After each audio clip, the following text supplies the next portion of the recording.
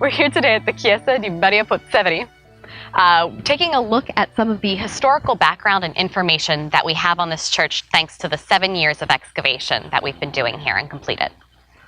So what we know about the existing building that's behind me here is that it's a much more modern construction. But what we have located are multiple facades, the fronts of the churches. We've got one about 3 to 4 meters in front of the modern facade there that dates to approximately the 11th century.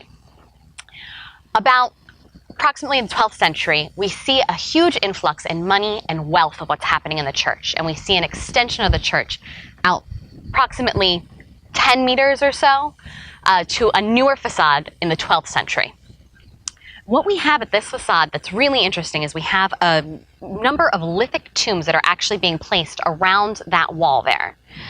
These tombs are familial, they're very wealthy, some of them have up to 15 people being buried in a single tomb. In the one that's actually at the very front of the church, we even had a child who was buried with a golden brocade placed around her forehead. Some of the other interesting things that we see happening in this front part of the church, spatially, is that when this 12th century facade falls away, we see the inside of the space between the 11th and the 12th century buildings being used as a cemetery.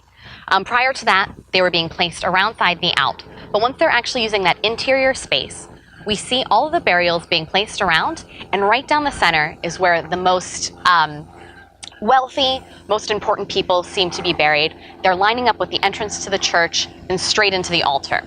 One of the more modern burials that we have is we have a woman who's buried with her eyeglasses likely in her pocket. She's buried with a rosary, a medallion, gold earrings, and a cross. So we know that that center pathway is where we're finding a lot of the wealthy people. As far as the cemeteries are concerned, we also see another use of space being used on the northern side of the church, much later in time when there's another influx of bodies that are concurrent with the cholera time period. We know for certain that they're used from cholera, both from historical documents, but also we have these bodies being encased in lime, which was at the time believed to sort of encase the germs or whatever they believed was spreading the disease. So that's kind of a rundown of the bodies, but what we also have is a number of other structures which are directly behind me. Coming off of the 12th century front of the church, we have another wall that's built at the same time period. We know that next to it, to the eastern side, there's a corridor that's actually connecting the church out to the abbey. We know from historical documents that this is fairly common. And the building on the other side of the corridor, we don't have many artifacts to tell us exactly what the use is, but from other churches in similar time periods, we know that it was likely being used for the storage of agricultural products, or maybe it was a resting place for pilgrims that were coming through the area.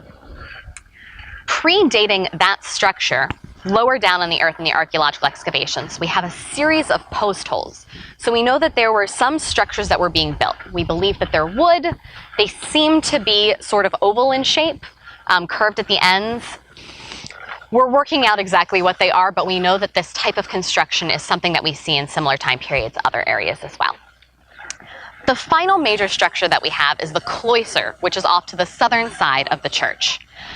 We have found the walkways around the cloister with the monks buried underneath it, so we know that that's the use of that. We also had the well in the center, which we focused some of our excavations on. We haven't gotten entirely to the bottom depth of it, but we've gone down a number of meters and been able to sort of piece together a lot of the material culture that we're turning up from that time period.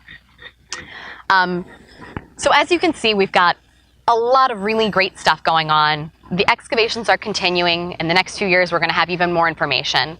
But in rough summary, 11th century front of the church, we see the church growing to the 12th century, lots of very wealthy lithic burials. Then we see this modern facade coming up much later. Burials are finally used one last time during the cholera epidemic, and then we see this entire site being shut down and the church being moved into the center of town.